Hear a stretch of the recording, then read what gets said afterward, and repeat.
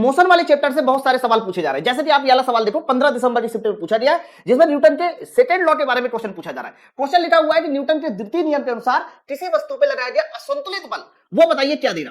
तो पूरी की पूरी बात समझाता हूं, ए टू जेड आप देखिए ना, 2.5 मिनट में सारे के सारे नियम, सारे के सारे कॉन्सेप्ट क्लियर हो जाएंगे। सबसे पहले तो आप ये समझ लो, न्यूटन के 3 नियम थे।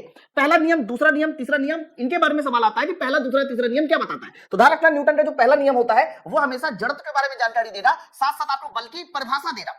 न्यूटन का जो दूसरा नियम होता है, जो आप F बराबर ma कहते हो या फिर F बराबर dp अपॉन dt कहते हो, वो बल का मान देता है, या फिर F बराबर ma अर्थात बल की वैल्यू देगा। जबकि जो न्यूटन का तीसरा नियम होता है, जिसे आप एक्शन रिएक्शन क्रिया प्रतिक्रिया नियम कहते हो, वो हमेशा ध्यान रखना बल की दिशा देता है। ये तो ये 3 बातें आपको क्लियर होना चाहिए। साथ ही साथ आप लोगों को जो गति के 3 समीकरण है उनसे भी सवाल पूछे जाते हैं। तो गति का जो पहला, दूसरा, तीसरा समीकरण है, ध्यान रखना ये तीनों समीकरण उसी समय लागू होते हैं जब एक्सेलरेशन कांस्टेंट होता है और इनिशियल वेलोसिटी हमारी फिक्स होती है। इस पर जो प्रश्न पूछा जा रहा है वो ड्राफ्ट वाला सवाल पूछा जा रहा है। यहां पर एक्सेलरेशन हमारा कांस्टेंट हो गया, इनिशियल वेलोसिटी फिक्स हो गई। इसीलिए ध्यान रखना, गति का जो पहला समीकरण है वो वेलोसिटी और टाइम, इन दोनों के बीच हमेशा ड्राफ्ट आपको बताएगा, दो चीजें बची। जबकि गति का दूसरा नियम देखिए, इनिशियल वेलोसिटी फिक्स हो गई, एक्सेलरेशन हमारा कांस्टेंट है, तो गति का जो दूसरा नियम है वो विस्थापन और समय के बीच आपको हमेशा ड्राफ्ट बताएगा।